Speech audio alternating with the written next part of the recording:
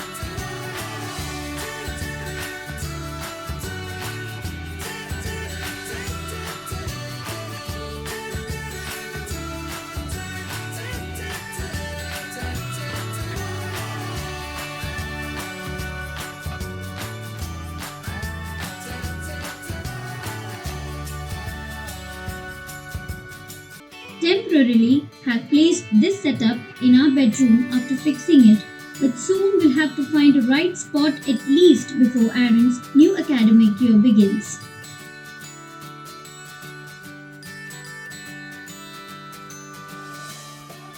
Now before I begin with the second part of the video, thought of giving a quick introduction.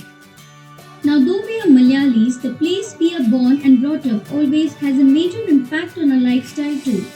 My husband is born in Kerala but raised in Mumbai, and I am born as well as brought up in Ahmedabad.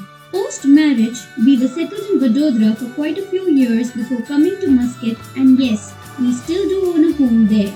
So my home is actually a mixture of various culture, cuisines and lifestyle. And yes, though we belong to two different states, we are both Malayalis, and more so, it was an extremely typical olden days type arranged marriage also.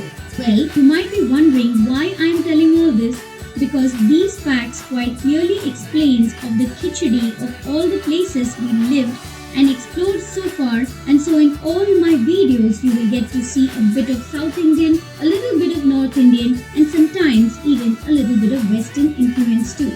Now that ends our quick personal introduction part, and it's time to begin with the first recipe, commonly prepared during Mahashivratri fast and is also known as Sabudana Khichdi, which is again also Aaron's favorite breakfast. For this recipe, I use the regular sabudana, also known as sago pearls, which you can find easily at any Indian grocery store. I have used 400 grams of sago pearls here because I will be preparing two dishes out of it with just one time soaking process. The biggest problem that everyone faces when making sabudana khichdi is that the pearls just clump together. So rinse the sabudana until water turns clear to get rid of the starch. Now this is an important step to do before you soak the sabudana. The next most important step to avoid clumpy sabudana is the soaking part.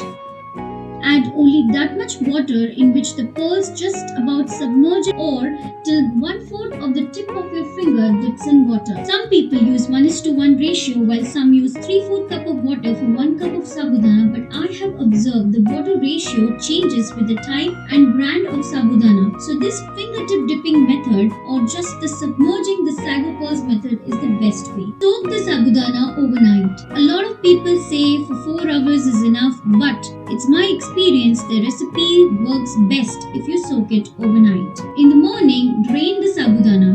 There will be hardly any water left in the morning after you soak the sabudana overnight. However, you can still drain using a colander just to make sure there's no water. Well, I skipped that step because I was sure there wasn't any water.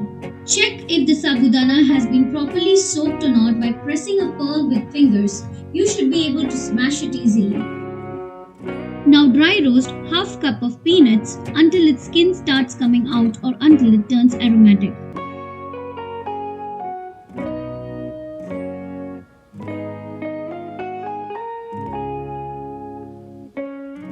Cool them a bit and remove the skin. So these are the ingredients you will need to make the sabudana khichdi. Half cup of dry roasted peanuts with skins removed, 1 large boiled potato cubed, 1 green chili slit, crushed or chopped as per individual taste, some chopped cilantro or coriander leaves, 1 tablespoon cumin seeds, salt to taste, but if making for fasting, use senda namak or rock salt in place of regular salt, and lastly you will need around 3 tablespoons or just a little more of ghee to cook the sabudana. So next, you can make a coarse powder of some of the dry roasted peanuts with either a mortar and pestle or just pulse it once in a blender. The crushed peanuts actually helps in absorbing the excess moisture if there is any.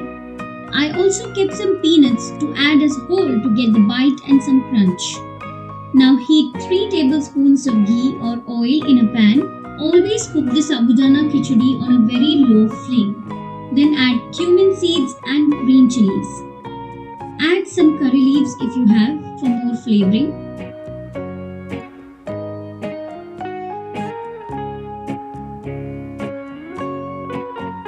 Saute for a minute and then add the cubed boiled potatoes and saute them for 1 to 2 minutes.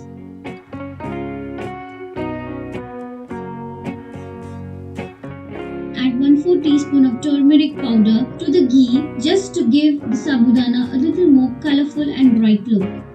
Now you can either mix together the sabudana, salt, peanut powder, etc. and then add into the pan, but I like to add each ingredient directly to the pan separately, so do what is more convenient to you. So I added the whole dry roasted peanuts at this stage and sauteed it for a minute or two.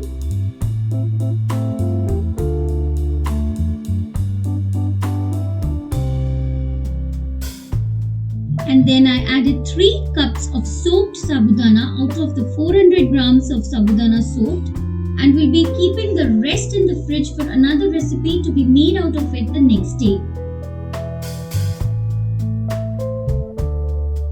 Once you add the sabudana to the pan, do not cook or stir it for too long. You have to cook only for few minutes until most of the pearls becomes translucent. Add very little pepper powder if you wish, it's optional. Add salt to taste. Cover and cook for 3 minutes with in between stirring once in a while.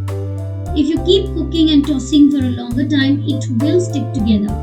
So be careful to check the transparency of the balls. If you like, you can add some sugar too, as this helps to balance the flavors, but normally I skip it. Turn off the flame and the khichdi preparation is finished with some chopped cilantro and around 1/4 teaspoon of lemon juice, which adds the perfect finishing touch to the dish.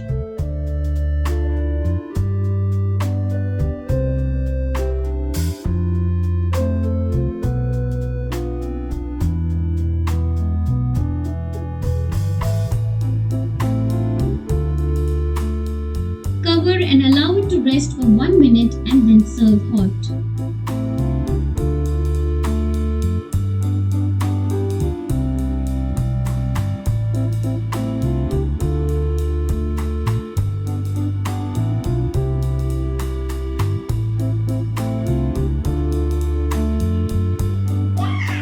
My next recipe is sabudana vada with the leftover soaked sabudana which I had kept in the fridge after soaking.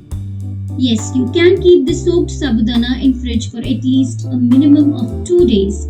So since I have the second batch soaked already, it's easier for me to instantly make something out of it. The ingredients and the process for making the vadas is almost the same as that of khichdi. So again, dry roast half cup of peanuts and coarsely crush them in a blender after removing the skin.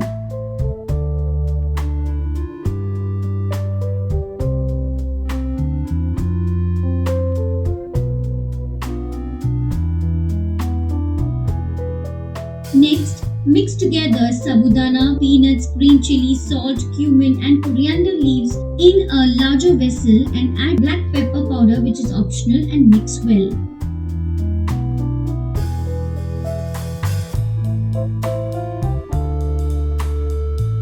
Mix together mashed potato and some lemon juice. Now mixing well helps in binding the dough well, and it also prevents the sabudana vada from breaking while frying. Now grease your palm lightly, make balls and then slightly flatten to make the patties or the vada. Do not make them too thin as they may break, and also do not make them too thick as it may not cook from inside then.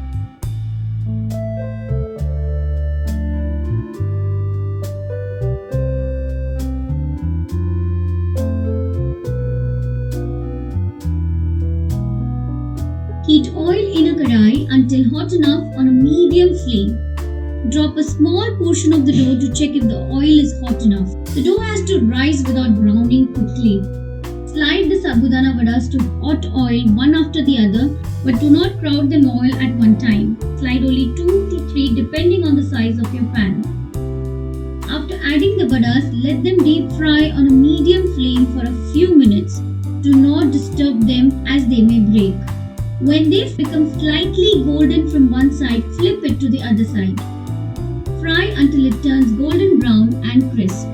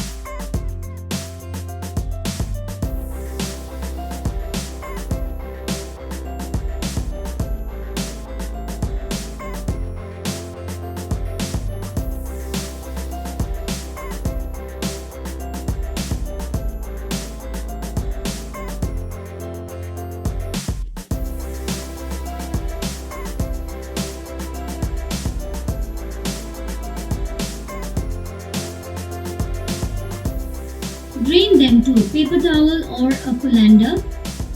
Some additional tip that you should keep in mind is that using less potatoes makes it less oily. And the second tip is that if in case the vadas break, then add 1 tablespoon flour to the mixture and then reshape the vadas and then fry. Serve the sabudana vada with some coriander chutney or ketchup as an evening snack. So that ends my today's vlog. Stay safe, all of you. Goodbye and take care.